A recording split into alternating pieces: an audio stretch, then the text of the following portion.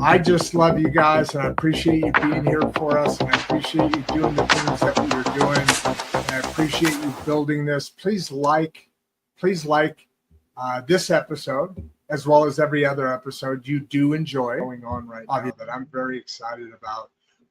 And I see Doge, and I see the realignment of the educational system coming together for a real unique opportunity that we haven't had in a long time. And that's exciting more and more each day. It all comes back to coming back to yourself, taking your, you have three brains, right? You have the brain of the head, you have the brain of the heart, and you have the brain of the gut, gut instinct, right?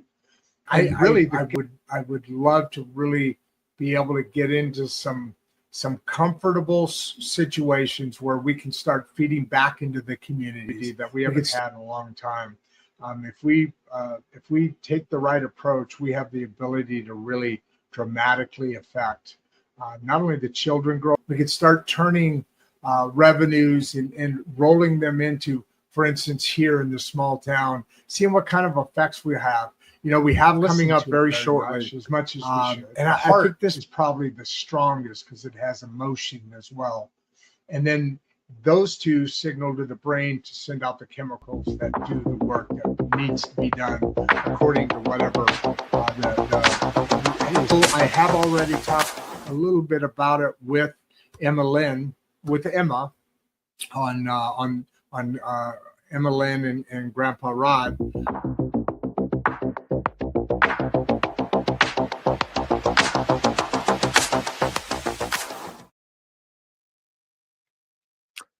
Welcome to Insights and Straight Talk with Rod Duff and, as always, producer Barbie. If it feels like artificial intelligence showed up overnight and started quietly rewriting the rules of business, you're not imagining it. AI is no longer a concept, it's infrastructure. It is moving into every sector of our economy at once. And the people who understand that, they're not panicking, they're building. And what used to take teams, spreadsheets, and years of trial and errors now being handled by systems. Automation, data, real-time decision-making, and nowhere is that shift more obvious than in real estate. Why? Because real estate is no longer just about location, timing, or even ownership. It's about execution, and it's about operations, and it is about understanding how to run assets like a business, not a hobby. That is why today matters. My guest, Richie Matthews, founder of iStay USA, a national furnished housing company operating more than 60 rental arbitrage units across multiple U.S. markets. He is also the creator of Rentalizer.ai, a platform built specifically for operators who want clarity instead of chaos and systems instead of guesswork. Richie's story is not about luck or shortcuts. It reflects what's happening across the middle of this country right now. People are not waiting for permission. They are learning system. They are using technology, and they are building income by understanding how demand, pricing, and operations actually work. Rental arbitrage, when done right, is not a trick. It is a discipline. It requires data, it requires automation, and it requires the willingness to adapt faster than the old models allow. That belief sits at the core of Insights and Straight Talk. It is why we partner with places like the Mangum City Library, where access to learning and tools is treated as essential, not optional. It is why we support the Regeneration School Project and Leaf Lab, who understand that education has to evolve if families are going to survive an automated economy. And it is why Voices at the Table exist, because the next generation deserves a seat in the conversation about the systems they are inheriting. These are not sponsors in the traditional sense. They are aligned builders. They believe, like we do, that clarity is the most valuable currency left. Today's conversation sits at the intersection of technology, discipline, and opportunity. We are going to talk about how AI is reshaping real estate operations, what actually breaks when people try to scale too fast, and why systems now matter more than size. This is not hype. This is not theory. This is lived experience. The future is not coming. It's not. It's already here. Let's get into it. And since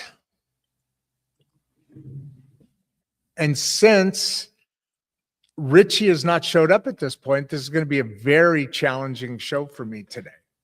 It is going to be, I'm going to direct the questions that I know are coming more towards AI than how that AI system, we've got already 100 people here, how that AI system works within the operations of real estate. So be kind to me today.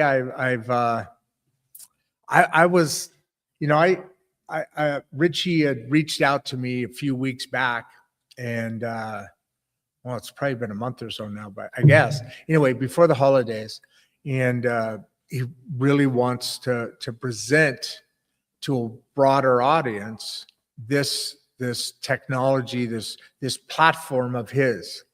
And so I did some research on it, because I mean, everything is evolving nowadays, and just like in all parts of history and time, in our economy and in our place, there have been leaders of industry, meaning ahead of the curve of what industry is evolving. And I'd call this approach certainly one of those things. And there's the Kleenexes of the world, where the name is the product, but not necessarily does that always work out to be. There are Sears of the world, where now there's Sears has been replaced by a much more efficient system. So I did some research, because this was a bit of the aspect, real estate and AI makes sense, but in this, it's fully woven, it's fully blended, it's beautiful. It seems to me, as a business system.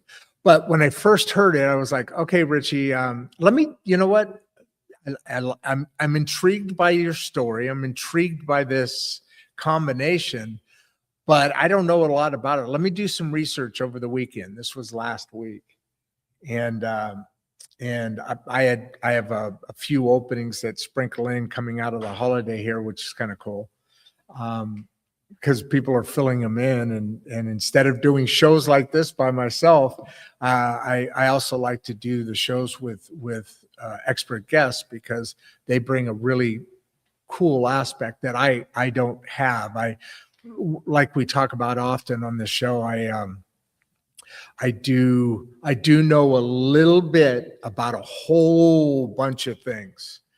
Kind of like why I'm excited to talk to the great middle class, because we have so many different views of important things, and this show really gives the opportunity to be able to talk to so many different experts about and their take, let's call it, on a certain thing. Hey, hold on a second. I'm going to turn off this lighting. Damn it. Sorry, being rude.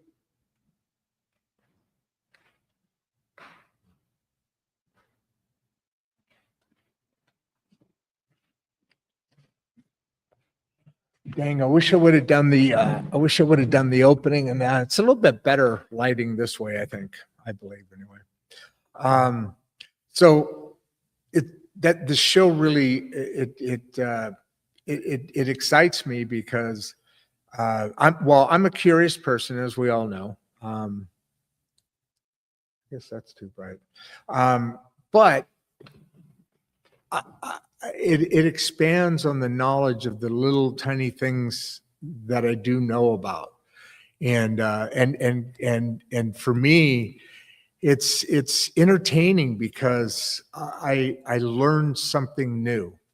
And or I said, or a lot of times, and there's a lot of guests that come on that it's really cool because they and I've said this a bunch, especially lately with some really, really fantastic guests, because, people talk about a subject and of which they know a lot about, obviously, otherwise they wouldn't be here.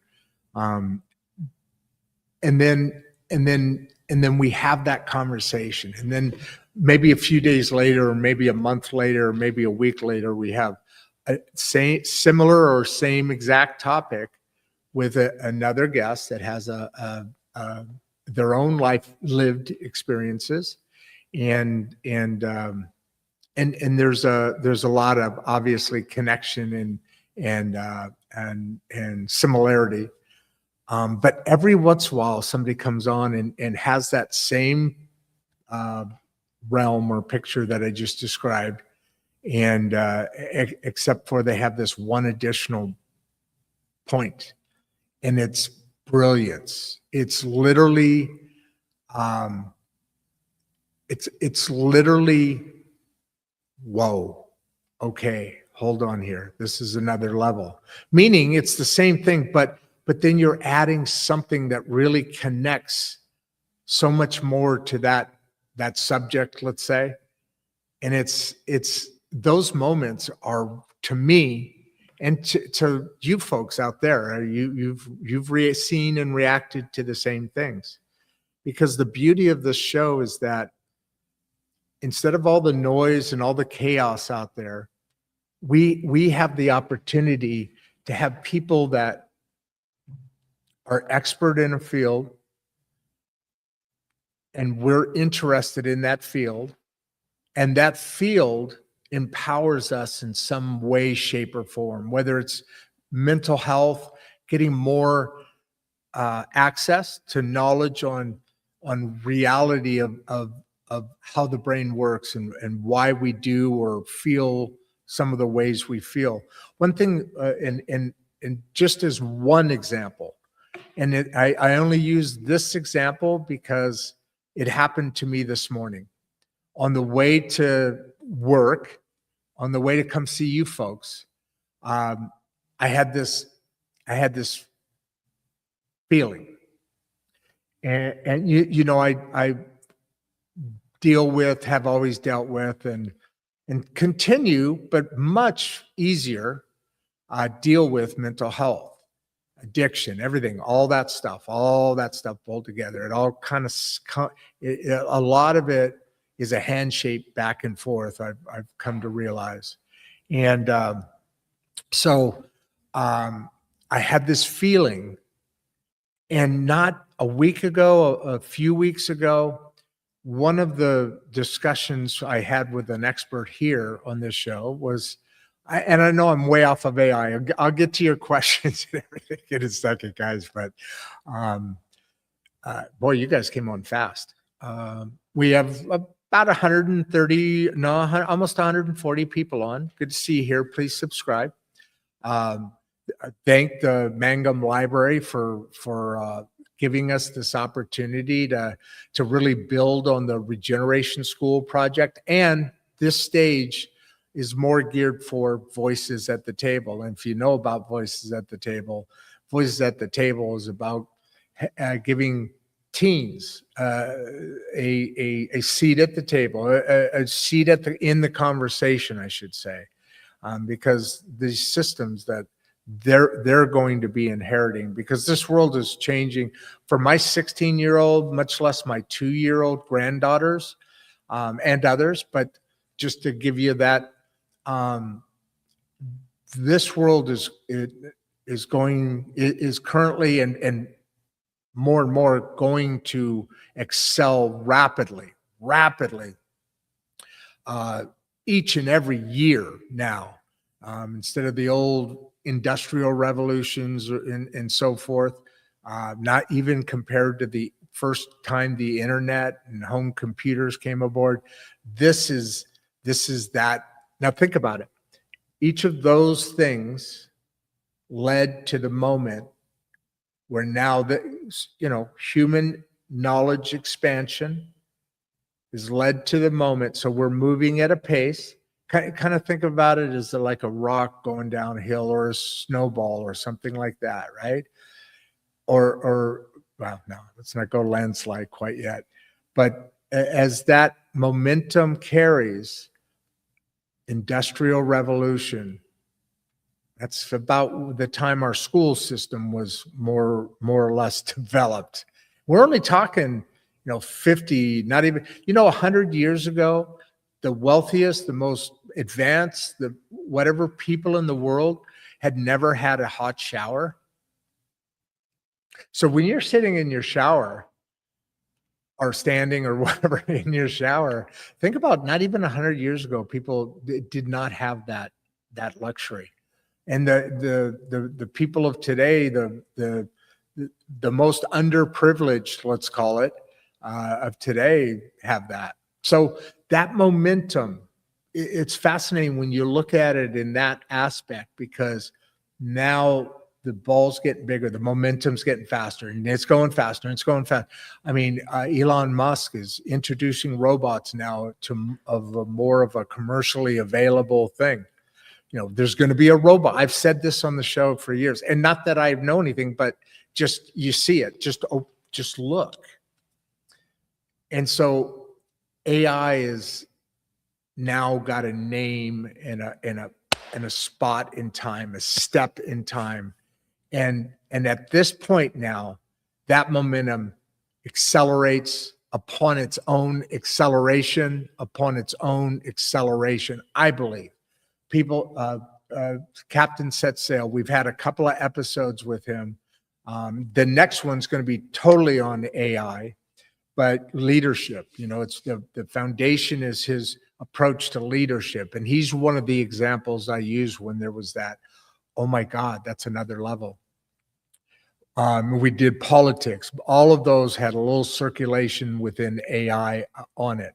The next show we will do is completely, is more heavily leaning into AI and the other subjects supporting behind. So AI is here, folks. It's here and it's fascinating. And like I said, the people who are aware of that, people who see it, they're not panicking. They're building. So with that, let's look at Richard. Richard, how beginner friendly is rental arbitrage for somebody starting out today? Yeah, you came at me with a big one. From all the things that I know, and I don't know a lot about it, but I mean, I shouldn't say that. I'm not an expert on it. I wish Richie was here to answer this question. In other words, Richie, shithead, I was really excited about this, and you begged me to come on, you turd bag. Anyway, for a beginner, that's kind of the point, and that's where I'll lean into the AI side of this. I mean, rental.ai is obviously the more, but rental arbitrage is kind of fascinating because you can do a number of things. But the thing about it, to me, that's fascinating is you lease an Airbnb from somebody else. I mean, you have the opportunity to not own the real estate itself, bringing that cost down, bringing that complexity down as well, because now the actual owners have to deal with all the maintenance or whatever. I don't know the details, specifics of where that ROI falls into place as far as the arbitrage side of things, but let's lean into the AI now a little bit, and AI is making everything more beginner friendly. AI used to be about code. Well, it's about code, but AI used to be reserved to the limited that could afford to have somebody to write code to do not as good as what's being done today, certainly, but now we have Now we have there's some code, semi-code, and then there's no code, which I watch the code, which is kind of fascinating, but I tell it what to do. I have an assistant. A lot of people name their assistants Barry and Suzanne, or all sorts of names, whatever. But I haven't done that yet, but I use a lot of agents. I've really got to get used to this. I'm not sure I really like this phone side, because I have a tendency to kind of lean, and in my computer, in my system here, I've got a bigger screen, and so I'm streaming out, to everybody, who we stream out to, the LinkedIn's, the Instagrams, the YouTubes, the X, Facebooks, all those. But we have this add-on from StreamYard that allows me to send out to either or both at the same time, not only all those locations, but depending on what location best, likes the ratio, it streams out automatically there, so it's seen better. But man, I have to start really kind of being a stationary host, and I'm kind of squirmy, but I've got to stay within a much tighter thing, which is good. I mean, but I'm learning. So excuse me when you see this periodically, you guys that are either on your phones or on Instagram or whatever. Back to the point, because of AI, rental arbitrage, which is so you have it like an Airbnb. Basically, they're furnished apartments or homes, and he's got 60, 70 or so of them across multiple markets. And where he started, which is interesting, is during COVID, everything was COVID was real tough, and honestly, it was tougher than it should have been. There's a whole political thing, we can get into that. Let me bring this closer. But during COVID, like everybody else, he and his wife, his family was affected.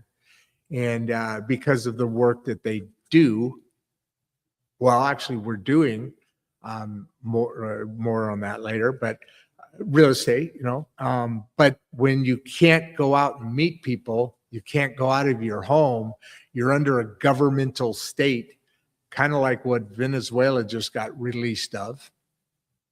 Literally, I mean, but that's the political side. I believe that was an experiment to see how much we would bow down to just because the government said it's facts. Okay, that sounds like a conspiracy theory to some. To a lot, it's I get it, Rod.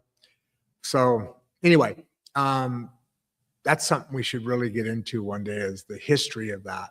That'd be kind of cool, I think, because I want to do the trans subjects.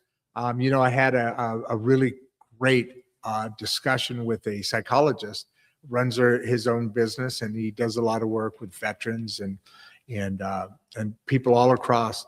And he works with people on the identity crisis that's going on as well. And I asked him at the end of that, we got into a little bit of that subject. It was primarily about just overall mental health. It's a great subject. You guys got to check it out. But anyway, during the show, I was like, hey, is there people that in the community that would be willing to come on and not get emotional, not get screaming at each other, but really have a discussion like this on that subject? I want to do that. I want to do climate change, because I believe climate change is a really core, we can really find out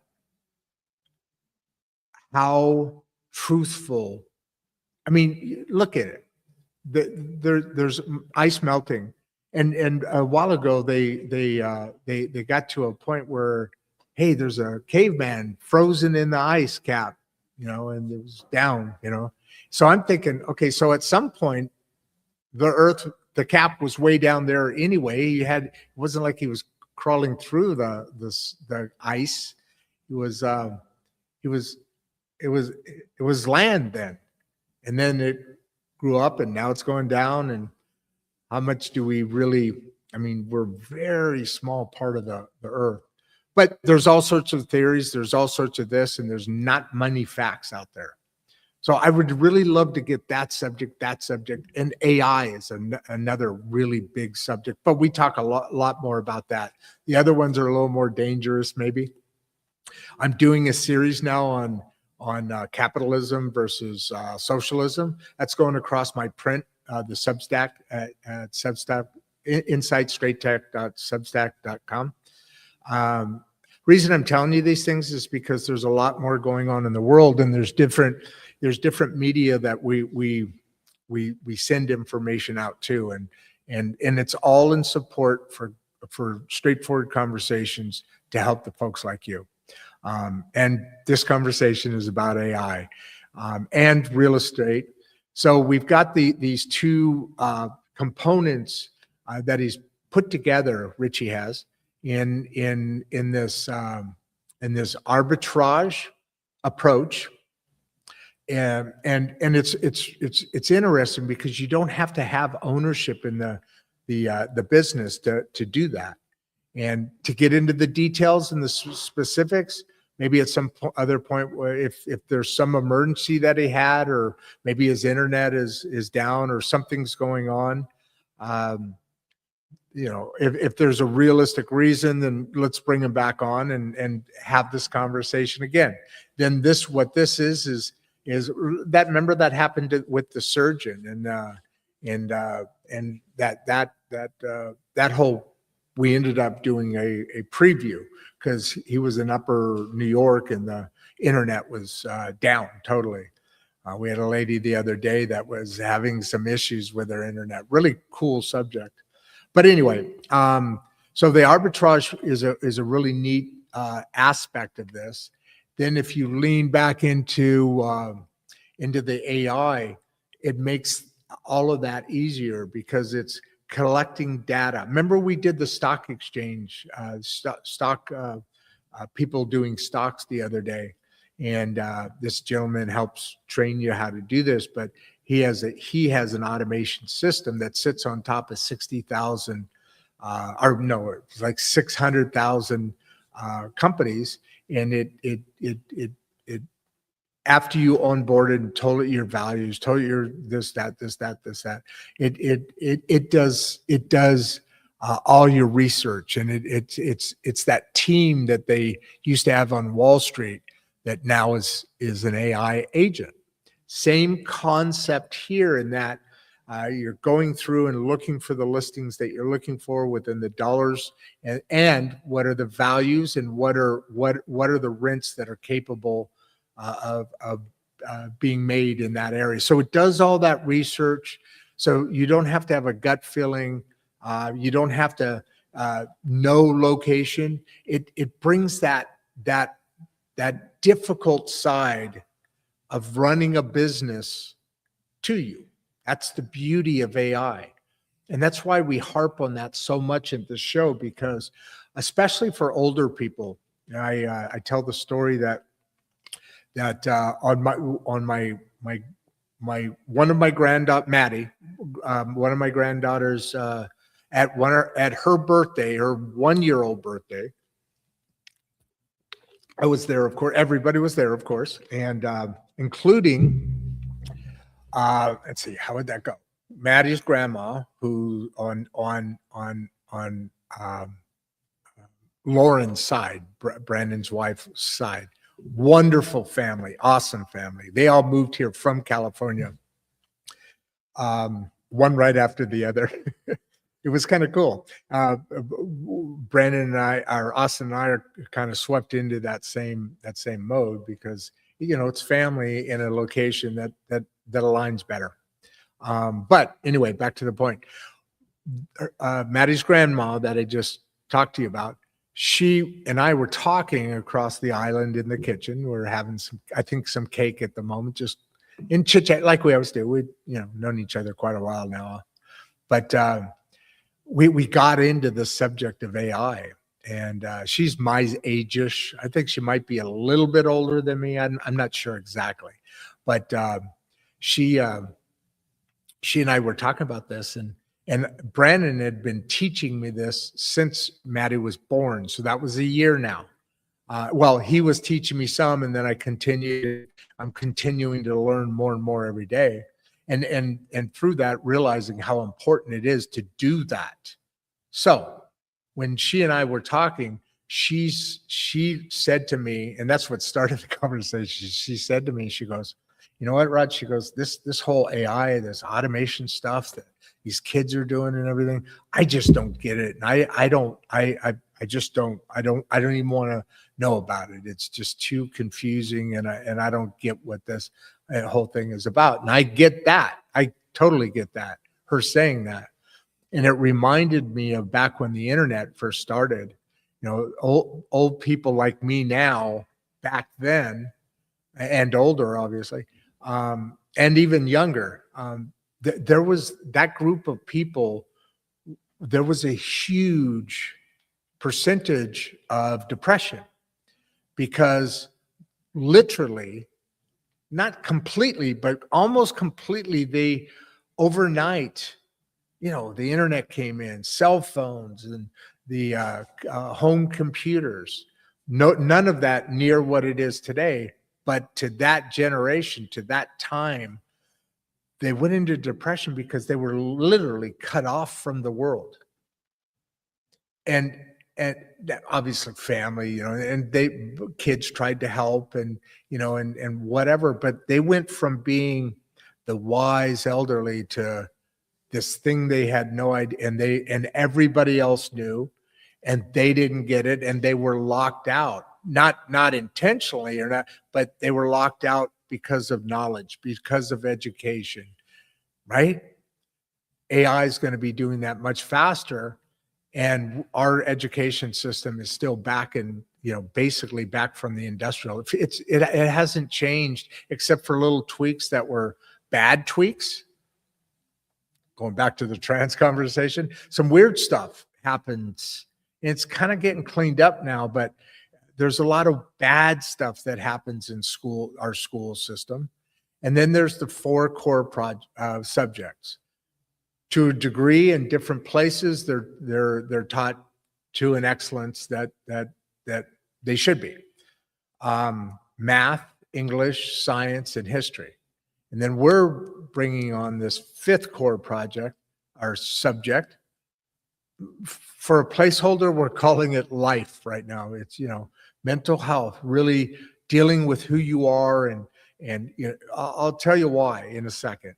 And how to do a checkbook, of course, how to negotiate business, how to talk to people, how to relate, how to be an entrepreneur, going up. And during that process, counselors are supporting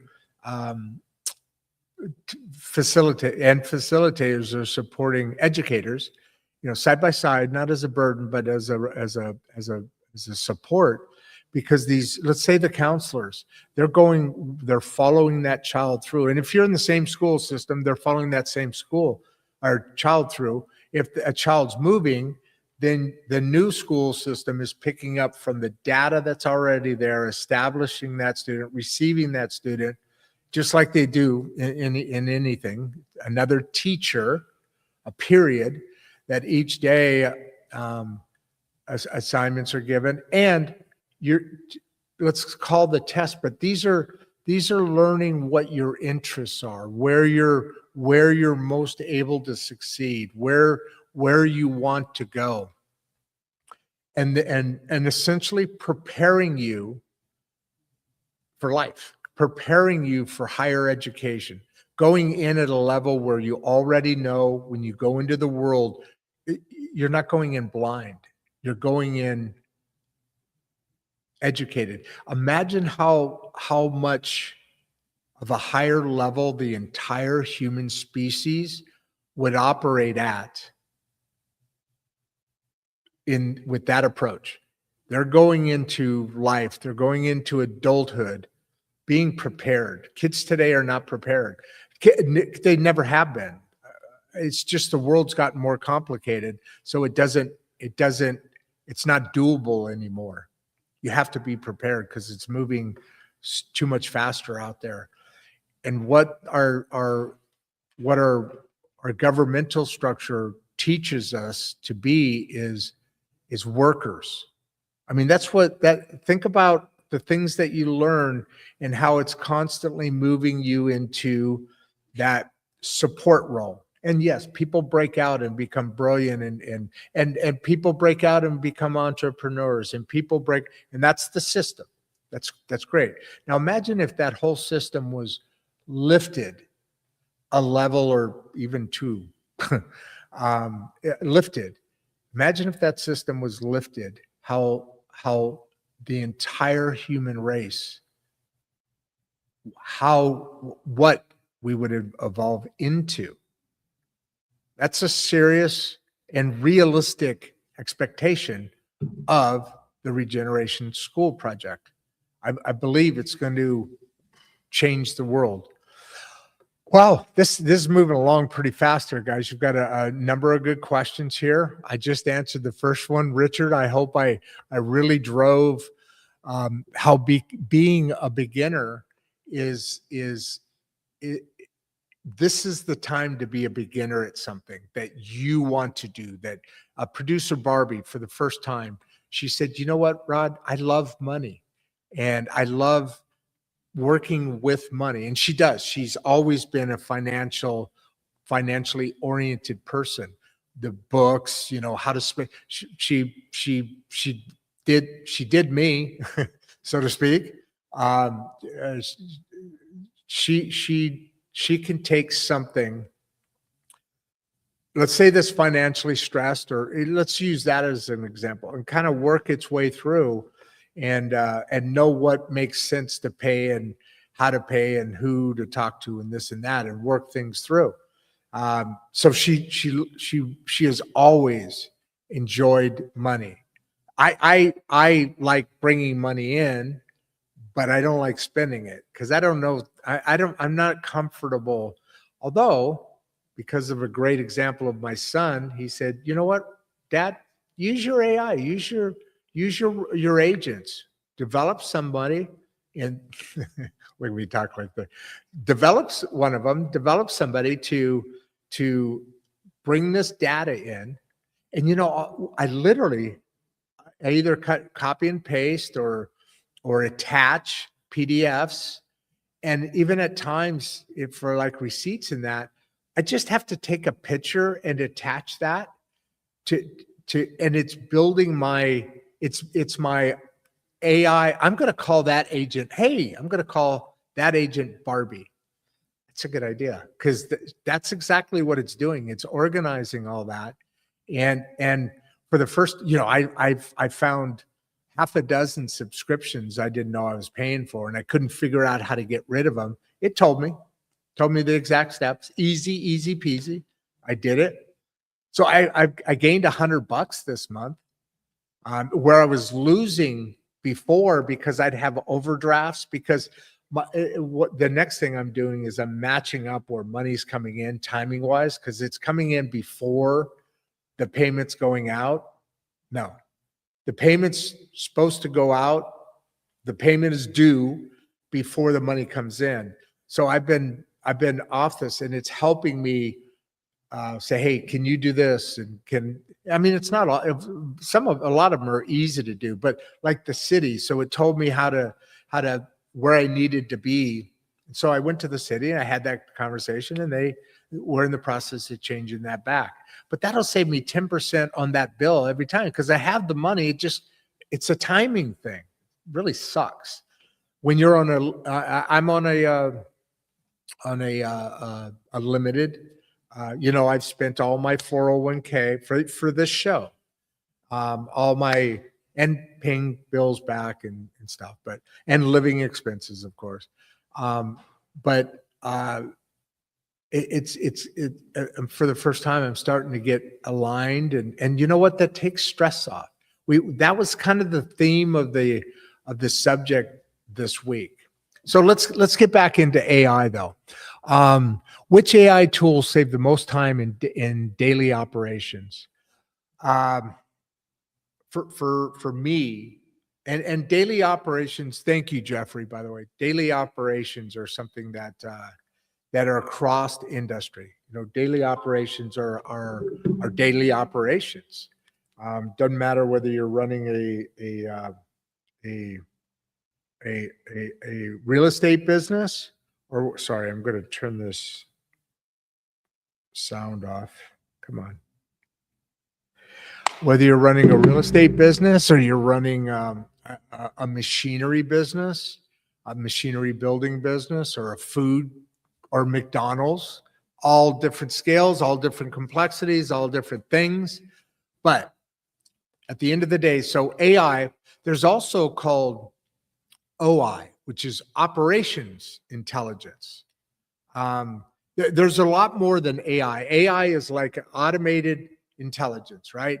It's an umbrella term, and there's a lot of things like automation, OI, not Bitcoin, but blockchain. There's a lot of Google. There's a lot of Google's the original, I think, the original or something along. AI has been around for a long time. But let's talk OI, because you're asking here about daily operations. Do you know that AI is writing most ops for companies? It's, you know, who's going to really be affected, I think, in this is the lawyers, because I mean, their minds and, you know, the courtroom and all that are really going to be always needed for whatever reason, because of the way our society runs. But all that legal stuff, and you still have to proofread, and you still have to do. But writing a ops plan, it's being done more and more.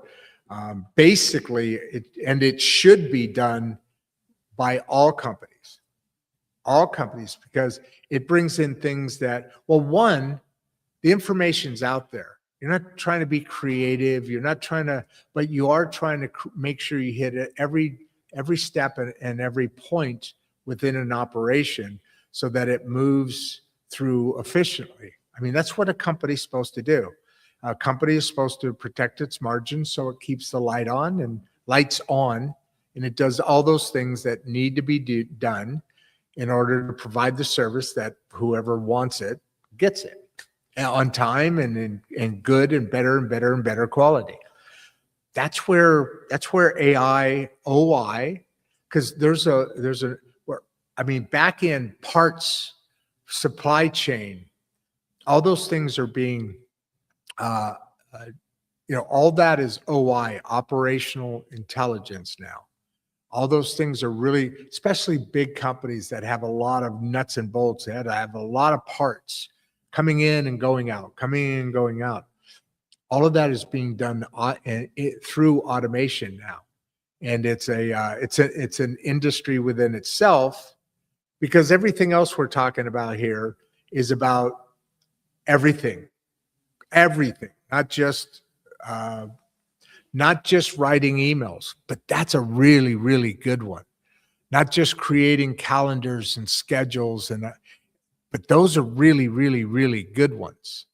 Not just finding where your costs are, where your money's coming in and going out, putting that accounting structure, that system to analyze that data.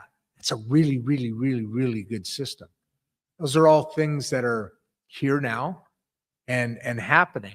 And I guarantee all the bigger, more progressive in this form, a good progressive, are utilizing this, because the efficiencies being, I see it day in and day out in the little stuff that I do. You can literally bring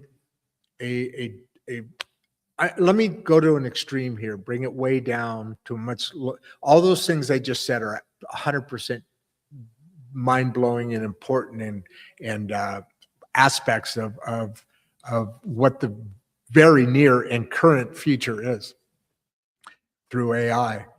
But bringing it down to that, you could literally be wanting to send an email to a grandma, or to a girlfriend, or to a friend, or to a business or associate, or more importantly, in the sales world, to customers that are potentially looking at having your product or service in their world.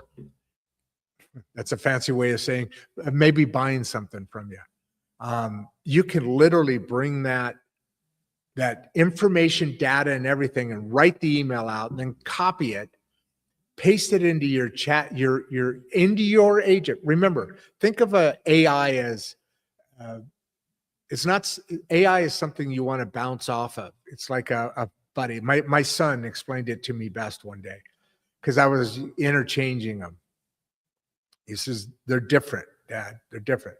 AI is like an agent or a coworker, somebody you want to bounce something off of, or you want them to go grab something for you, or you want them to do this or that. And they basically will always do it right and better than, but you got to make sure and ask the right questions. And sometimes they make mistakes because your meaning didn't come across to that agent, just like in an employee, a coworker, an associate. Automation is when you want something done over and over and over and over and over and over and over, just continually going and done exactly perfect every single time to perfection. The exact steps are happened and gone through time after time. That's automation. AI is the biggest thing we talk about most. I think automation is a very critical thing to get into discussion-wise, because what it does is create,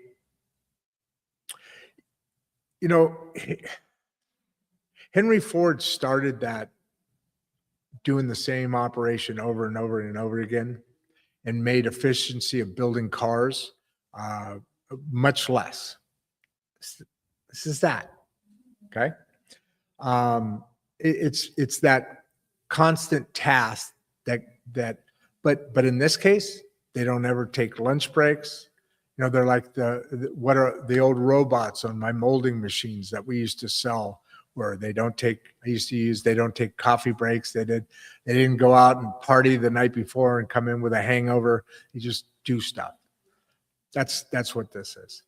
Now that's going to change the world a lot. And I think at some point, the cost of goods and services are going to come down to next to nothing. And I'm hearing more and more people think about that and talk about that. And that's why it's important to have our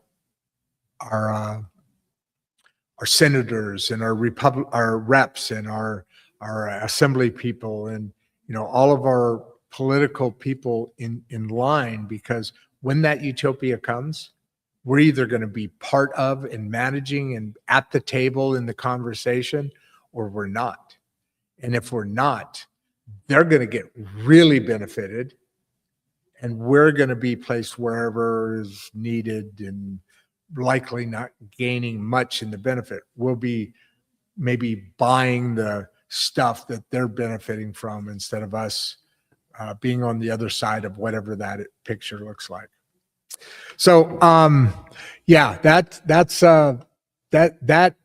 those things and the way that I just approached your question, Jeffrey, is how you should approach AI tools. Okay. Can AI really predict demand shifts accurately by market? Yeah, they can. I've seen it. And that's in all different kinds of markets. Remember, we also do a lot of stock trading. We're getting into some medical discussions pretty soon. And the medical's already been around, where the robots surgically do stuff that's even more accurate than the human hand. So the human hand goes in, and then the robot does the tight stitching and so that's been around for quite a bit. But there's more and more and more in the medical field that AI is affecting. I'm having a conversation with somebody on LinkedIn, a doctor out of the Texas area, maybe someday, but she runs a society down in the Gulf Coast region, and there's a lot of AI working into that populace, the medical field, and we'll get into that later. She wants to come on the show. So yes, it can demand, or it can really predict demand shifts accurately by market, and that goes across all markets. So I know what you're saying here. So demand by people across all certain markets, those demands, those interests in real estate and needs change, and sometimes it's just a blip, but they do periodically change, and sometimes rapidly change depending on the taste, the desires, the cost, the economy, and so forth and so on. But what AI is really good about doing is compiling, taking that information and giving some concept of what that data means in a very rapid amount of time. So instead of having 15 people spending 6 months analyzing 60 million data points or 60 billion data points and trends, and then it takes that information and looks at it in real time, and then gives you information in real time so you can make decisions in real time. So yes, it really, really, really can. Was that Branson? Oh, sorry about that. Yeah, hey, Branson. Yeah, really, really, really can. Great question. Clive, does automation reduce the need for large teams? Exactly what not exactly what I just said, but you just heard what I said. So yes, absolutely, Clive. That's the beauty of it.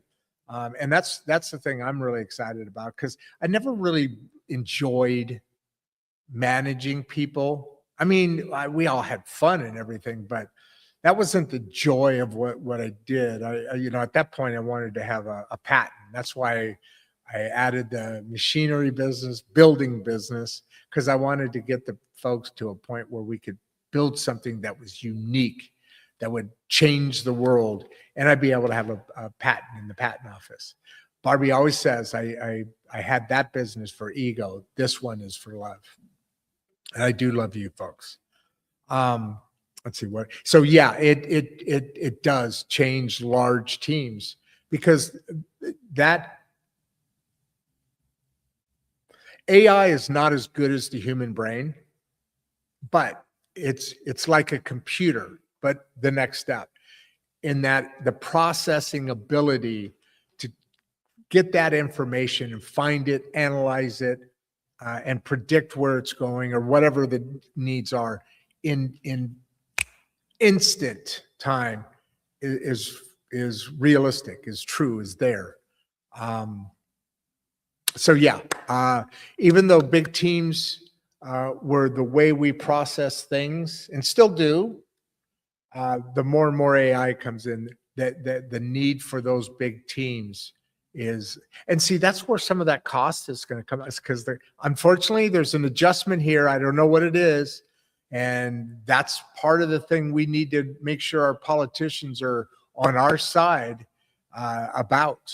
So, but yeah, to answer your question, it does reduce large teams in a good way. And I know those people that want McDonald's or the minimum wage to be $300 an hour, because everybody works at McDonald's, or the minimum wage. That's a whole nother thing, man. It's just what we focus on in this country, or in most civilized worlds or countries, is the wrong shit. And we focus on it because our politicians want us to, and they tell us to, so we do. See, I'm this. I don't know if I like that. Anyway, Bradley. Right? Bradley. As I always promise, when I see you on the show, Bradley Pomp, big shout out. Just like I give a shout out to the Mangum City Library here, and the Regeneration School Project in combination with Leaf Lab. Those are amazing, amazing tools and things that we're using a lot of AI with. And so how scalable is this model across different states? 100%, because the data is the data and the data is there. Okay. And so, and I think there's to some aspect, your own personal interests, but you gather that data from state to state, and that analyzation tells you the same exact result, whatever the cost, whatever the needs, the desires, whatever the real estate capability, and to make a revenue, because you've got the arbitrage where you're leasing, you've got a number, and then you've got to have all the data that says, okay, this number plus this, the ability to rent these units out at a number that I can pay all my bills, pay this lease, and whatever else needs to be tied to that to make it a proper business model. So yes, it is completely scalable. However, and the thing that I wish Richie was here for is what it is, because I want to know what it is that breaks down if you try and scale too fast. So that's a part, unfortunately, Bradley, I can't answer for you today. So I'm going to come here. Last question of the day, folks, and then I'll wrap it up for you in a nice, neat little bow. Ariel, by the way, I appreciate you guys, several hundred people being here on a Saturday. I know Saturdays are different. Well, we usually get more looks later on Saturdays, and I think the show came out pretty darn good. I really do, and I'm hoping that's the case, because we're going to start putting out a lot more social media. I did that in the beginning, and it really helped grow a lot fast. Now I've been trying to get organized and really learn what I'm doing here, because this is a whole new industry. And that's why we stress these different things, because Richie is talking about a new industry. And for me, this is a new industry, what I'm doing. I thought coming into this, man, I built businesses and I know how to market. That's kind of been my thing. And so I knew there was a window. I need to get a reputation. I needed to, but you know what I really needed to do? I really needed to understand what my product is. I mean, out of the gate, this has been the product. Let's call it that. Sorry to make it sound like a product, but we are talking about business here. I had to understand what my product was. And over this, and it's taken me this year and a half to kind of figure out what, and with Barbie's help, to be honest too, the ability, producer Barbie, sorry, the ability to kind of understand my place, my lane, my product, this company's product, which I understand is these discussions.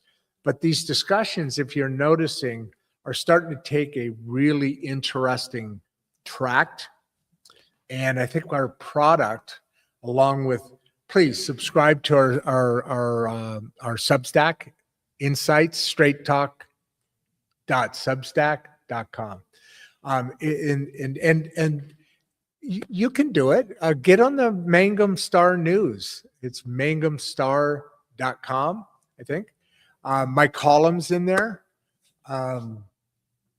because the print media of Substack, the Mangum Star, they really support these messages. They actually come out of these messages, but with messages of their own, deeper dives. So I invite you to do that. But anyway, what's the biggest win AI has given your business so far? For him, I know, well, I started to tell this and I got off subject, I think, but he started this back in COVID as some way to try and make additional revenue, because he's a real estate agent and nobody was selling real estate. Nobody was selling anything. I was fortunate. I was considered an essential, I think is what it was, essential worker or something like that. So me and my crews would go into plants on a regular basis. I mean, there was a moment where we had to figure it out, but we did. And so we survived. We were kicked in the kneecaps for sure, big time, because there were a lot of meetings that weren't held, but it wasn't like I was locked in the house all day long. It wasn't financially rewarding, but at least I got out. So what was I? So anyway, I forgot what I was talking about. So anyway, he was able through AI to reduce the head, the cap, the overhead, and the teams required to get the data. So now he's ahead of the game. So that's the biggest for him. For me, AI has been a huge time saver. I do this whole show by myself. I do shows 6 days a week. I write the Substacks. I write the column, and all of that's cool.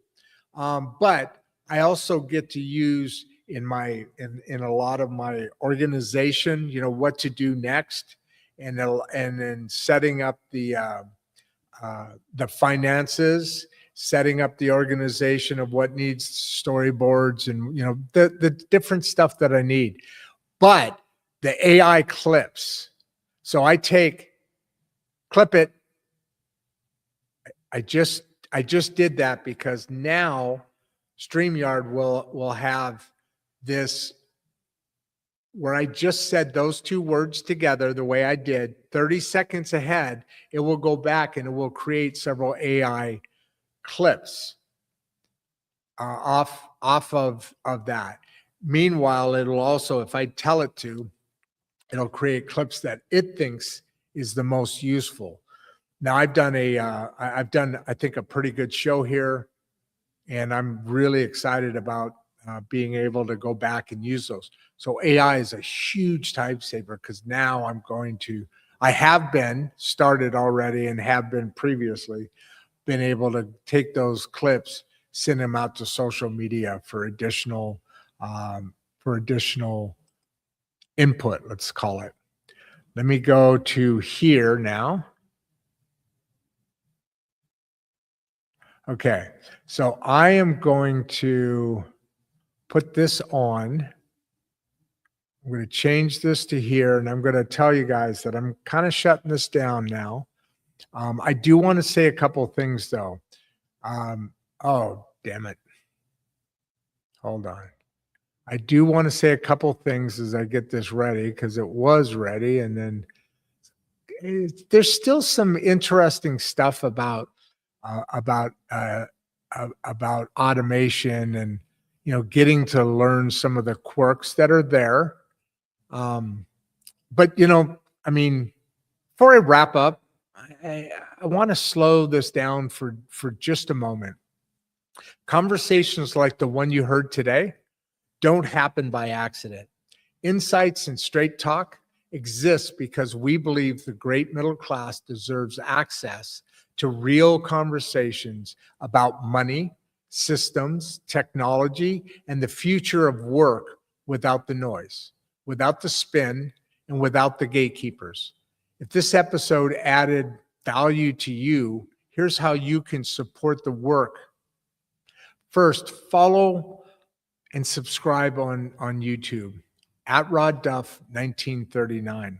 That one step helps more than most people realize. Second, join us at Substack. Your paid subscription directly supports independent media. Deeper written analysis, behind the scenes access, and the ability to keep bringing operators, builders, conversations, and system thinkers like Richie to the table. We'll get him back here. And finally, if you're a business owner, founder, or organization aligned with these conversations, sponsorship, while they're limited, but those opportunities are open. This is not about ads. This is about alignment and supporting independent media that actually serves its audience. All the links are below. Look in our description. You can find those there. On behalf of producer Barbie and everyone here at Insights and Straight Talk, thank you for being part of this conversation. We will see you next time. And with that, my friends, I can tell you officially, I am out. Before you leave, if you'd like to watch another one of the podcasts, click the first link in the description. We love having you here and we appreciate all your support. And with that, producer Barbie and I are out. Come back, come back, come back.